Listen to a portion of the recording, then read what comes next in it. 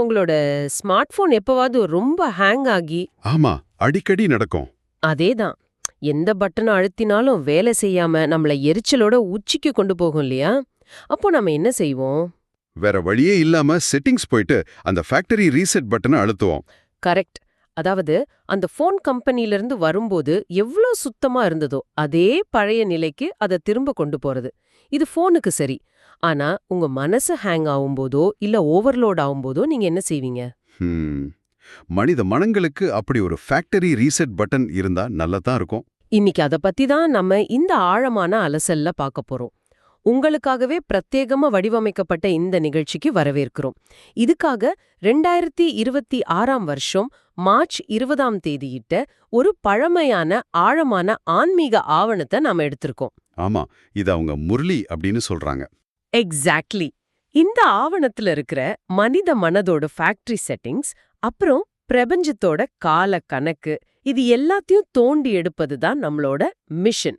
சரி, இத பிரித்து மேயலாம் வாங்க. கண்டிப்பா. இப்போ நம்ம ஒரு விஷயத்தை தெளிவுபடுத்திடலாம். இந்த ஆவணம் ஆன்மீக வார்த்தைகளை பயன்படுத்தினாலும் நாம எந்த ஒரு குறிப்பிட்ட மத கண்ணோட்டத்திலையும் இதை பார்க்க போறதில்ல. ஆமா, அது ரொம்ப முக்கியம். இதை ஒரு தத்துவார்த்த மற்றும் உளவியல் கட்டமைப்பை மட்டும்தான் பார்க்கிறோம். மனிதர்கள் எப்படி தங்களோட அசல் தன்மையை மறக்கறாங்க, மீண்டும் எப்படி அதை அடையறாங்க அப்படிங்கறத ஒரு லாஜிக்கான மேப் மாதிரி இந்த ஆவணம் காட்டுது. சரி, நேரா விஷயத்துக்கு வருவோம். இந்த ஆவணத்தை படிச்சப்போ என்ன முதல்ல ஆச்சரியப்படுத்தின விஷயம், நமது ஆன்மாவோட ஃபேக்டரி செட்டிங் அமைதி அப்படின்னு இது சொல்றதுதான். ஆமா, அமைதிதான் நம்மளோட உண்மையான இயல்பு. அது மட்டும் இல்ல, நாம எல்லாரும் அமைதி தாமத்தை சேர்ந்த வெறும் ஒளிப்புள்ளிகள், அதாவது பிந்தி அப்படின்னு இது சொல்லுது. இத படிக்கும்போது எனக்கு ஒரு சந்தேகம் வந்துச்சு. என்ன சந்தேகம்? பொதுவா கடவுள் இல்லனா ஆன்மா அப்படின்னு சொன்ன உடனே மனிதர்களோட கற்பனையில ஒரு பிரம்மாண்டமான உருவமோ இல்ல ஒரு பெரிய ஒளியோ தான் நினைவுக்கு வரும். ஆனா நாம வெறும் ஒரு புள்ளி, பரமாத்மாவும் ஒரு புள்ளி அப்படின்னு சொல்றது கொஞ்சம் முரண்பாடா இல்லையா? பாக்குறதுக்கு அப்படி தெரியலாம். அந்த பிரம்மாண்டத்தை ஏன் ஒரு சின்னஞ்சிறிய புள்ளியா சுருக்கணும்? நீங்க கேக்குறது நியாயமான கேள்விதான். ஆனா இதுல இருக்கிற அறிவியலையும் உளவியலையும் நம்ம புரிஞ்சுக்கணும். பிரம்மாண்டம் அப்படிங்கிறது உருவத்தோட அளவுல இல்ல, அது சக்தியோட செறிவுல இருக்கு. சக்தியோட செறிவு கொஞ்சம் விளக்கமா சொல்றீங்களா? இப்போ ஒரு சாதாரண பல்ப் எடுத்துக்கோங்க. அது ஒளிய எல்லா திசைகள்லயும் சிதறடிக்குது. ஆனா ஒரு லேசர் கதிர் ஒளிய ஒரு சின்ன புள்ளிய குவித்து வைக்குது. ஓ, அதனாலதான் அந்த லேசரால ஒரு இரும்பையே அறுக்க முடியுது, கரெக்டா? எக்ஸாக்ட்லி. அதே போலதான் இந்த ஒளிப்புள்ளி அல்லது பிந்தி தத்துவமும். பரமாத்மா ஒரு மிகப்பெரிய லிங்க வடிவமோ அல்லது மனித உருவமோ கிடையாது. அவர் எல்லையற்ற சக்தியை கொண்ட ஒரு நுண்ணிய புள்ளி. வாவ், இது நல்ல லாஜிக். ஆன்மாவும் அதே போல ஒரு சக்தி வாய்ந்த புள்ளிதான். உருவம் இல்லாத ஒரு புள்ளியா இருக்கிறதால தான் அது எந்த விதமான பௌதீக எல்லைகளுக்கும் கட்டுப்படாம இருக்கு. அந்த லேசர் கதிர் உதாரணம் ரொம்ப சரியா பொருந்தது. சிதறடிக்கப்படாத முழுமையா குவிக்கப்பட்ட சக்தி தான் அந்த புள்ளி. அப்படியானால் அந்த ஃபேக்டரி செட்டிங்ல அவ்வளவு தூய்மையா அமைதியா இருந்த நாம இப்போ ஏன் இவ்ளோ குழப்பத்திலையும் மன அழுத்தத்திலையும் இருக்கோம்? அதுதான் சுவாரஸ்யமான விஷயம். இதுக்கு இந்த ஆவணம் ஒரு அருமையான வார்த்தையை பயன்படுத்துது. தங்கத்துல ஏற்படுற கலப்படம் அப்படின்னு. ஆமாங்க, இது ஒரு மிகச்சிறந்த ஒப்பீடு. தூய்மையான 24 கேரட் தங்கம் எப்படி காலப்போக்கில் மற்ற உலோகங்கள் சேரும்போது தன் தூய்மையை இழந்து ஒரு கலப்படமா மாறுதோ, ஆமா, அதோட மதிப்பு குறைஞ்சிடும். அதே போலவே மனித ஆன்மாவும் தன் பயணத்துல கலப்படமாகிடுச்சு. இத அவங்க சதோபிரதான், அதாவது முழுமையான தூய்மை நிலையிலிருந்து தமோகுணா, அதாவது முழுமையான வீழ்ச்சி நிலைக்கு வர்றதுன்னு விளக்குறாங்க. இது பிரபஞ்சத்தோட ஒரு பொதுவான விதி மாதிரி இருக்கு. அறிவியல்ல இத என்ட்ரோபி அப்படின்னு சொல்வாங்களே. எந்த ஒரு பொருளும் காலப்போக்குல தன் உயர்ந்த நிலையிலிருந்து சிதைவடையவே செய்யும், அப்படிதானே? கரெக்ட், 100க்கு 100 உண்மை. இத நான் நம்ம கம்ப்யூட்டர்ல சேர்ற கரப்டட் ஃபைல்ஸ் அல்லது வைரஸ் மாதிரி பார்க்கறேன். புதுசா வாங்கின சிஸ்டம் ரொம்ப ஃபாஸ்டா வேலை செய்யும். ஆனா நாம அதை தொடர்ந்து பயன்படுத்த தேவையற்ற டேட்டாக்கள் சேர்ந்து அது ஸ்லோ ஆகிடும். ஆமா, சரி, என் கம்ப்யூட்டரை நான் ஆன்டி வைரஸ் போட்டு சுத்தம் செஞ்சிருவேன். இந்த துருப்பிடிச்ச கலப்படமான ஆன்மாவை மீண்டும் எப்படி 24 கேரட் சுத்தமான தங்கமா மாத்துறது?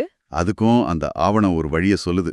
ஆமா, ஒரே ஒரு தந்தைய, அதாவது சிவபாபாவை நினைவில் கொள்வதன் மூலமே இந்த கலப்படம் நீங்கும்னு சொல்லுது. ஆனா எனக்கு இது கொஞ்சம் சடங்குத்தனமா படுது. வெறும் நினைக்கிறது எப்படி ஒரு சுத்திகரிப்பு செயலா மாறும்? இதன் பின்னாடியில என்ன மெக்கானிசம் இருக்கு? இத புரிஞ்சிக்க நம்ம சடங்குகளை தாண்டி ஃப்ரீக்வன்சி அல்லது அதிர்வலைகளை பத்தி யோசிக்கணும். ஃப்ரீக்வன்சியா? ஆமா. இப்போ நீங்க ஒரு அசுத்தமான குறைவான அதிர்வலையில இருக்கீங்கன்னு வச்சுப்போம். உங்களை சுத்தி பயம், கோபம், குற்ற உணர்வு மாதிரி கலப்படங்கள் இருக்கு. ஓகே, நம்ம அன்றாட வாழ்க்கையில நடக்கிறது தான். இப்போ நீங்க ஒரு உச்சபட்ச தூய்மையான அதிர்வலையை கொண்ட ஒரு புள்ளிய தொடர்ந்து உங்க மனசால நினைக்கும்போது என்ன நடக்கும்? இத இயற்பியல்ல ரெசனன்ஸ் அப்படின்னு சொல்லுவாங்க. ஓ, நம்ம மனதோட அதிர்வலை அந்த உயர்ந்த அதிர்வலையோட பொருந்த தொடங்குமா? எக்ஸாக்ட்லி. அந்த உயர்ந்த அதிர்வலையோட தாட்டத்தால உங்க மனசுல இருக்கிற எதிர்மறை எண்ணங்கள் எரிக்கப்படுது. ஒரு நெருப்புல போட்டா எப்படி தங்கத்தோட கலப்படம் எரிக்கப்பட்டு சுத்தமான தங்கம் மிஞ்சுதோ, அதே போன்ற ஒரு உளவியல் ரீதியான சுத்திகரிப்பு முறை தான் இது. வாவ்! நீங்க கவனத்தை எங்க வைக்கிறீங்களோ அதுவாகவே நீங்க மாறுறீங்க. நீங்க கவனத்தை எங்க வைக்கிறீங்களோ அதுவாகவே மாறுறீங்க. ரொம்ப ஆழமான வரி இது. நீங்க சொல்ற அந்த ஃப்ரீக்வன்சி ரெசோனன்ஸ் அப்படிங்கிற விளக்கம் இந்த விஷயத்த வெறும் பக்தி அப்படிங்கிற நிலையிலிருந்து ஒரு மனப்பயிற்சியா மாத்திடுது. கண்டிப்பா. இது ஒரு பிராக்டிக்கலான டூல். சரி, நாம எப்படி தூய்மை இழக்கிறோம், எப்படி மீண்டும் அந்த பழைய நிலையை அடையிறோம்னு பார்த்தோம். ஆனா இதை விட எனக்கு மிகப்பெரிய அதிர்ச்சியை கொடுத்தது இந்த ஆவணம் பேசுற காலக்கணக்கு தான். அந்த 84 பிறவைகள் கணக்கு. ஆமாங்க. நான் சின்ன வயசுல இருந்தே பல கதைகள்ல கேட்டிருக்கேன். ஒரு ஆன்மா 84 லட்சம் பிறவிகள் எடுக்குது அப்படின்னு. புழுவா, பூச்சியா, நாயா, மரமா, இப்படி பல லட்சம் பிறவிகள் எடுத்த பிறகே மனித பிறவி கிடைக்குதுன்னு சொல்வாங்க. ஆனா இந்த ஆவணம் அது ஒரு மாபெரும் பிழை அப்படின்னு அப்பட்டமா உடைக்குது. ஆமா, அந்த பழைய நம்பிக்கையை இது முற்றிலுமா நிராகரிக்குது. மனிதர்கள் விலங்குகளா பிறக்கறாங்க, 84 லட்சம் பிறவிகள் எடுக்கறாங்க அப்படிங்கிறது மனித வரலாற்றுல ஏற்பட்ட மிகப்பெரிய தத்துவ ரீதியான பிழை அப்படின்னு இது வாதிக்குது. அப்படியா? மனித ஆன்மா மனித உடல்ல தான் பிறக்கும், அதிகபட்சமா 84 பிறவிகள் மட்டுமே எடுக்கும்னு மிக துல்லியமா சொல்லுது. இது எனக்கு ரொம்ப லாஜிக்கா தோணுது. ஏன்னா மனிதர்கள் செய்யற கர்மாக்கள் அல்லது தவறுகள் அப்படிங்கிறது மனித புத்திசாலித்தனத்தோட சம்பந்தப்பட்டது. கரெக்ட். ஒரு மனுஷன் செய்யற தவறுக்கான தண்டனைய எந்தவித பகுத்தறிவும் இல்லாத ஒரு நாயா பிறந்து எப்படி அனுபவிக்க முடியும்? அதுல என்ன பாடம் இருக்கு? உண்மையில அதுல எந்த லாஜிக்கும் இல்ல. ஆனா என் கேள்வி என்னன்னா, 84 பிறவிகள் மட்டுமே அப்படின்னா ஒட்டுமொத்த பிரபஞ்சத்தோட காலமும் ரொம்ப சுருங்கிடுதே. சரியா கேட்டீங்க. இங்க தான் இந்த ஆவணம் ஒரு மிகப்பெரிய ஆனா விவாதத்திற்குரிய கணக்கீட்டை முன்வைக்குது. உலகத்தோட ஒட்டுமொத்த சுழற்சியே இது வெறும் 5000 வருஷங்கள் அப்படின்னு வரையறுக்குது. ஒரு நிமிஷம், 5000 வருஷங்களா? ஆமா. இந்த 5000 வருஷ சக்கரத்துல மனிதர்கள் முழுமையான தூய்மையோடு இருக்கிற சத்தியுகம் மற்றும் திரேதாயுகம், அதுக்கப்புறம் வீழ்ச்சியடைகிற துவாபர யுகம் மற்றும் கலியுகம் அப்படின்னு காலத்தை பிரிக்கிறாங்க. இந்த 5000 வருஷத்துக்குள்ள தான் அந்த 84 பிறவிகள் அடங்குது. இல்ல, இது எனக்கு கொஞ்சம் இடிக்குது. 5000 வருஷங்கள் மட்டும்தானா? விஞ்ஞானமும் தொல்பொருள் ஆய்வுகளும் மனிதகுலம் பல லட்சம் ஆண்டுகளா பூமியில இருக்குன்னு சொல்லுதே. ஆமா, அந்த முரண்பாடு நிறைய பேருக்கு வரும். டைனோசர்கள், பனி யுகங்கள்கள், எத்தனையோ விஷயங்கள் இருக்கு. அதையெல்லாம் விட்டுட்டு உலகத்தோட வரலாறையே வெறும் 5000 வருஷங்கள்னு எப்படி சுருக்க முடியும்? இது ஒரு முக்கியமான கேள்விதான். ஆனா இந்த ஆவணம் காலத்தை நேர்கோட்ல, அதாவது லீனியரா பயணிக்கிறத பார்க்கல. மாறா காலத்தை ஒரு முடிவிற்ற மூடிய வட்டமா பாக்குது. ஒரு க்ளோஸ்டு லூப் சைக்கிள். ஓ, ஒரு சக்கர மாதிரி. ஆமா. மனித சுபாவம், நாகரிகத்தோட எழுச்சி மற்றும் வீழ்ச்சி ஆகியவற்றின் அடிப்படையில் அமைந்த ஒரு உளவியல் மற்றும் ஆன்மீக சக்கரமா இதை நம்ம அணுகணும். பௌதிக ரீதியான தொல்பொருள் ஆய்வுகளை விட மனித உணர்வுகளோட சுழற்சியை இதை மையப்படுத்துது. அதாவது ஒரு குறிப்பிட்ட நிலைக்கு பிறகு மனிதகுலத்தோட நிலைவுகள் அழிக்கப்பட்டு மீண்டும் சக்கரம் புதுசா தொடங்குது அப்படிங்கிற தத்துவமா? எக்ஸாக்ட்லி. அதான் இதோட அடிப்படை. சரி, அந்த 5000 வருஷ சக்கரத்துக்குள்ள அவங்க கொடுக்கற வரலாற்று மனிதர்களோட கணக்கீட்டை பார்த்தா அது ரொம்பவே ஆச்சரியமா இருக்கு. எல்லோருமே 84 பிறவிகள் எடுப்பதில்ல அப்படின்னு ஆவணம் சொல்லுது. ஆமா, ஆரம்பத்து வரல இந்த இருக்கிறவங்க மட்டுமே முழுமையான 84 பிறவிகள் எடுக்கிறாங்க. இத விளக்க அவங்க பயன்படுத்துற சில உதாரணங்களை சொல்லுங்களேன். அது ரொம்ப இன்ட்ரெஸ்டிங்கா இருந்துச்சு. அந்த உதாரணங்கள் ரொம்ப தர்க்க ரீதியானவை. இப்போ சீக்கிய மதத்தை தோற்றுவித்த குருநானக் தோன்றி சுமார் 500 வருஷங்கள் ஆகுதுன்னு வச்சுப்போம். சரி. ஒரு மனிதனோட சராசரி ஆயுள வச்சு பார்த்தா இந்த 500 வருஷங்கள்ல குருநானக்கோட ஆன்மா சுமார் 12 முதல் 14 பிறவிகள் எடுத்திருக்கோம் அப்படின்னு ஆவணம் கணக்கிடுது. வாவ், பக்கா மேத்தமேட்டிக்ஸ். அதே போல இயேசு கிறிஸ்து வந்து சுமார் 2000 வருஷங்கள் ஆகுது. அப்படியானால் கிறிஸ்தவ மதத்தை சேர்ந்த ஆன்மாக்கள் இந்த 2000 ஆண்டுகள்ல அதிகபட்சமா சுமார் 60 பிறவிகள் எடுத்திருப்பாங்க. கதையா இல்லாம வரலாற்று காலக்கோடு அப்புறம் மனித ஆயுட்காலம் இது ரெண்டையும் வச்சு ஒரு துல்லியமான சூத்திரத்தை உருவாக்குறது போல இருக்கு. ஒரு ஆன்மா எப்போ இந்த உலக நாடகத்துக்குள்ள நுழையுதோ அதை பொறுத்து அதோட பிறவிகளோட எண்ணிக்கை குறையுது. ஆமா, ரொம்ப கச்சிதமான கணக்கு. ஆனா எனக்கு இப்ப அடுத்த கேள்வி வருது. பரமாத்மா ஒரு ஒளிப்புள்ளி அப்படின்னு சொன்னோம். அவருக்கு சொந்தமா உடல் கிடையாது, நாக்கு கிடையாது, குரல் வளை கிடையாது. அப்படியானால் இந்த 5000 வருஷ சக்கரம், இந்த 84 பிறவிகள் அப்படிங்கிற இவ்ளோ சிக்கலான கணக்கீடுகளை அவர் மனிதர்களுக்கு எப்படி கடத்துறாரு? எப்படி பேசுறாரு? இங்கதான் இந்த ஆவணத்தோட இன்னொரு முக்கியமான கருத்தான அதிர்ஷ்டசாலி நதம் அப்படிங்கிற கான்செப்ட் வருது. ரதமா? ஆமா, பரமாத்மாவுக்குன்னு சொந்த உடல் இல்ல. ஆவணத்தின்படி பிரம்மா, விஷ்ணு, சங்கரர் ஆகிய தெய்வங்களுக்கு கூட சூட்ச்ம உடல்கள் இருக்கு. ஆனா பரமாத்மா முற்றிலுமா உருவமற்றவர். அதனால அவர் தன் அறிவை மனிதர்களுக்கு கடத்த ஒரு சாதாரண மனித உடலை தேர்ந்தெடுத்து அந்த உடலை தன்னோட ரதமா அல்லது ஊடகமா பயன்படுத்துறாரு. ஓ, அந்த மனித ரதத்தோட பேர் தான் பிரம்மாவா? ஆமாங்க, அதேதான். இத நான் ஒரு ரேடியோ ஸ்டேஷனோட ஒப்பிட விரும்புறேன். இப்போ ஒரு ரேடியோ ஸ்டேஷன்ல இருந்து பாட்டு ஒலிபரப்பாகுது. அந்த அலைகள் காத்துல கண்ணுக்கு தெரியாம சுற்றி திரியுது. ஆனா அந்த பாட்டு நீங்க கேட்கணும்னா உங்களுக்கு ஒரு ரேடியோ ரிசீவர் தேவைப்படும் இல்லையா? கண்டிப்பா. அந்த அலைகரை சத்தமா மாத்துறதுக்கு ஒரு ஸ்பீக்கர் தேவை. இங்க பரமாத்மா அந்த கண்ணுக்கு தெரியாத ஃப்ரீக்வன்சினா மனித உடலான பிரம்மா தான் அந்த ரேடியோ ரிசீவர், அப்படிதானே? மிக சரியான ஒப்பீடு. ஆனா இதுல ஒரு பிரச்சனை இருக்கு. மக்கள் அந்த ரேடியோல வர்ற பாட்டை ரசிக்கிறத விட்டுட்டு அந்த ரேடியோ பெட்டியையே பூஜிக்க ஆரம்பிச்சுறாங்க. ஆமா, செய்தியை விட செய்தியாளரின் மேல ஒருவித மயக்கம் வந்துரும். இந்த ஆவணம் இத ரொம்ப கடுமையா விமர்சிக்குது. மக்கள் செய்தியையும் அதை கொண்டு வருபவரையும் குழப்பிக்கிறது பத்தி இது ரொம்ப தெளிவா பேசுது. இது எந்த அளவுக்கு போயிடுச்சுன்னா பக்தி மார்க்கத்துல சிவனோட வாகனமா ஒரு காளமாட்டை, அதாவது நந்திய மக்கள் வணங்க ஆரம்பிச்சிட்டாங்க. ஆமா, அது ரொம்ப பரிதாபமான விஷயம். ஒரு காளமாட்டோட காதுல போயா சிவபெருமான் பிரபஞ்ச ரகசியங்களை சொல்லுவாரு அப்படின்னு ஆமணம் கேட்கறது எனக்கு நிஜமாவே சிரிப்ப வரவழைச்சது. நந்தி அப்படிங்கிறது உண்மையான விலங்கு இல்ல, அது சிவனோட செய்திய சுமக்கும் மனித ரதத்தோட, அதாவது பிரம்மாவோட குறியீடு அப்படிங்கறது புரிஞ்சுக்காம விலங்கே வணங்க தொடங்கிட்டாங்க. குறியீடுகளை நிஜம்னு நம்புறது வரலாற்றுல பலமுறை நடந்திருக்கு. இதோட சேர்த்து இன்னொரு சுவாரஸ்யமான வரலாற்று பின்னணியும் இந்த ஆவணத்துல இருக்கு. என்னது?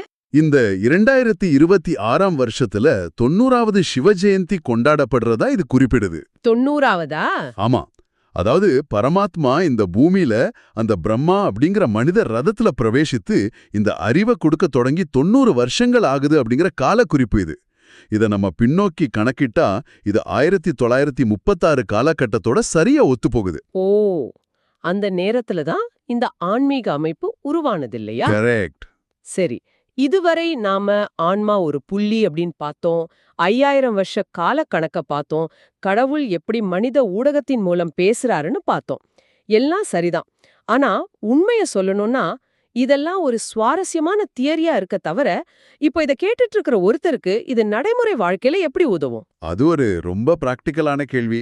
நாளைக்கு காலையில அவன் ஆபீஸ்க்கு போகும்போது ஏற்படுற டிராபிக் எரிச்சலுக்கோ அல்லது அலுவலகத்துல பாஸ் கொடுக்கற பிரஷருக்கோ இந்த 5000 வருஷ சக்கரம் எப்படி தீர்வா அமையும்? கண்டிப்பா.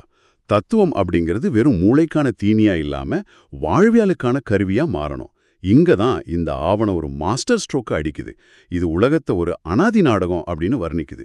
அனாதி நாடகமா? ஆமா, அதாவது உலக வரலாறு அப்புறம் புவியியல் இது எல்லாமே அப்படியே மீண்டும் மீண்டும் திரும்ப நடக்கும் ஒரு எட்டர்னல் டிராமா.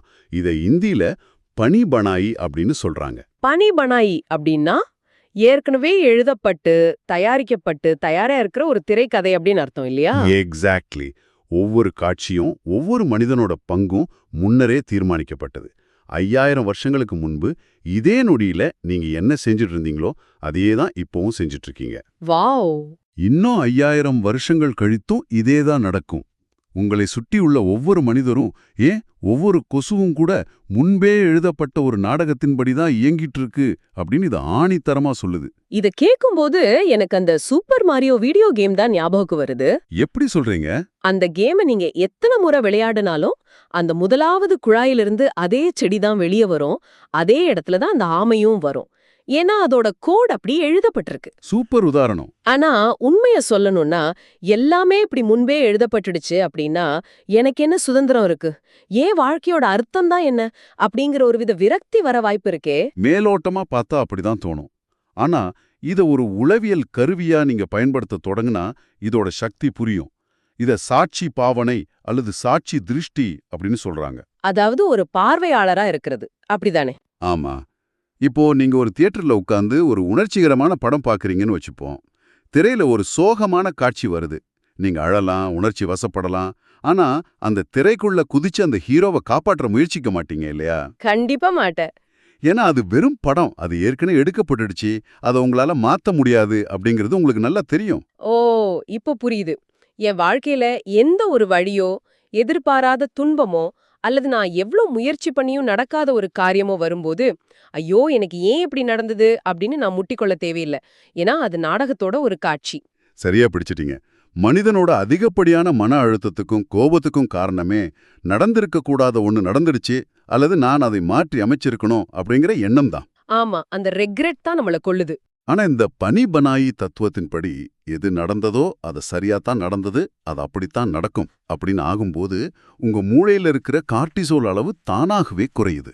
வாவ், இது பெரிய ரிலீஃப்.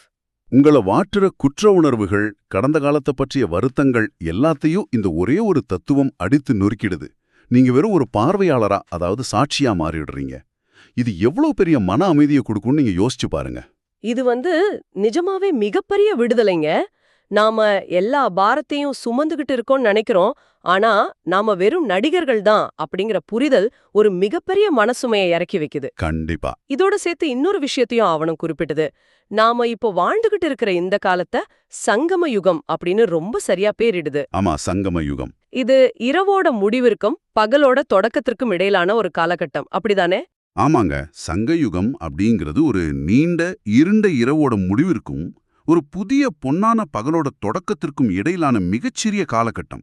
5000 வருஷ சக்கரம் முழுமையா சுற்றி முடிஞ்சு மீண்டும் புதுசா தொடங்குற அந்த புள்ளி. ஒரு டிரான்சிஷன் பீரியட் மாதிரி. கரெக்ட். எப்படி ஒரு பழைய கட்டிடத்தை இடிச்சிட்டு புதிய கட்டடம் கட்டுவதற்கு முன் ஒரு சின்ன இடைவெளி இருக்குமோ, அதுதான் இந்த சங்கயுகம். இந்த சிறிய காலகட்டத்தில் மட்டும்தான் மனிதர்கள் தங்களோட பழைய கணக்குகளை முடிச்சு தங்களை முழுமையா ரீசெட் செய்துக்க முடியும் அப்படின்னு ஆவணம் கூறுது. ஆக இன்னைக்கு நாம நிறைய விஷயங்களை ரொம்ப ஆழமா பிரிச்சு மேய்ந்துட்டோம். நம்ம ஸ்மார்ட் போனை போல நாமும் செட்டிங்ஸை மாற்றி அமைதிக்கான ஃபேக்டரி ரீசெட் செய்ய முடியும் அப்படிங்கறத பார்த்தோம். ஆமா. 84 லட்சம் பிறவிகள் அப்படிங்கிற பழைய கட்டுக்கதைய உடைத்து 84 பிறவிகள் அப்படிங்கிற லாஜிக்கான கணக்கீட்டை புரிஞ்சுக்கிட்டோம். எந்த உருவமும் இல்லாத ஒரு சக்தி மனித ஊடகமான பிரம்மாவை எப்படி ஒரு ரேடியோ ரிசீவர் போல பயன்படுத்துதுன்னு அலசினோம். ரொம்ப முக்கியமான பாயிண்ட்ஸ். எல்லாத்துக்கும் மேல இந்த உலகமே ஏற்கனவே எழுதப்பட்ட ஒரு நாடகம். அதுல நாம அந்த சூப்பர் மாரியோ கேமை போல ஒரு சாட்சியா மட்டுமே இருக்க பழகணும் அப்படிங்கிற ஒரு அற்புதமான வாழ்வியல் தத்துவத்தை கத்துக்கிட்டோம். ரொம்ப அருமையா மொத்த உரையாடலையும் சுருக்கிட்டீங்க. ஒரு தத்துவத்தை எப்படி நடைமுறை வாழ்க்கையோட பொருத்தி பார்க்கறது அப்படிங்கிறதுக்கு இது ஒரு சிறந்த உதாரணம். ஆனா விடை பெறறதுக்கு முன் இதை கேட்டுட்டு இருக்கிற உங்களுக்காக ஒரு புதிய கொஞ்சம் சவாலான சிந்தனையை முன்வைக்க விரும்புறேன். ஓ, கண்டிப்பா சொல்லுங்க. இப்போ நாம சங்கம யுகம் அப்படின்னு சொல்லப்படுற அந்த ரீசெட் பட்டன் அழுத்தப்படுற காலகட்டத்தில் இருக்கோன்னு இந்த ஆவணம் சொல்லுது. பழைய சக்கரம் முடிந்து புதிய சக்கரம் தொடங்க போகுது. சரி. அப்படியானால் 800 கோடி மனிதர்கள் வாழ்ந்துகிட்டு இருக்கிற இந்த சிக்கலான தொழில்நுட்பம் நிரம்பிய உலகத்துல அந்த ஃபேக்டரி ரீசெட் நடைமுறையில எப்படி நடக்கும்? அது மனிதர்களோட மனங்கள்ல மட்டும் நடக்கிற ஒரு அமைதியான மாற்றமா இருக்குமா, அல்லது ஒட்டுமொத்த பழைய உலக அமைப்பையும் அழித்து எழுதுற ஒரு கற்பனை செய்ய முடியாத மாபெரும் பௌதிக பேரழிவா இருக்குமா? உங்க கம்ப்யூட்டரை ரீசெட் செய்யும் போது பழைய டேட்டாக்கள் எல்லாமே அழிக்கப்படும் இல்லையா? அப்படியானால் பூமியோட ஃபேக்டரி ரீசெட் எப்படி இருக்கும்? இன்னும் முக்கியமா, எல்லாம் முன்பே தீர்மானிக்கப்பட்டதுன்னா உங்க சுதந்திரமான முடிவுகளுக்கு என்ன அர்த்தம் இருக்கு? இத பற்றி கொஞ்சம் ஆழமா சிந்திச்சு பாருங்க. அட கடவுளே, உண்மையிலேயே இது ஒரு சிலிர் போற்ற கேள்விதான். 800 கோடி மக்களோட ஃபேக்டரி ரீசெட். இந்த சிந்தனை கண்டிப்பா இன்னைக்கு ராத்திரி பல பேரோட தூக்கத்தை கெடுக்க போகுதுன்னு நினைக்கிறேன். அதுதான் நம்மளோட நோக்கமும் கூட. ஆமா. நாம வெறும் தகவல்கள மட்டும் தெரிஞ்சுக்க போறதில்ல. அது நம்மள எப்படி பாதிக்குது அப்படின்னு சிந்திக்கவும் போறோம். அந்த பெரிய கேள்வியோட உங்க மனச அதோட அசல் அமைதி செட்டிங்ல விட்டுட்டு இன்னைக்கு நாங்க விடைபெறுறோம். இந்த ஆழமான அலசல்ல உங்களோட பயணித்ததற்கும் மிக்க நன்றி. உங்கள சுற்றி நடக்கிற நாடகங்கள ரசிங்க. ஆனா எப்பவும் ஒரு சாட்சியா இருங்க. மீண்டும் சந்திப்போம்.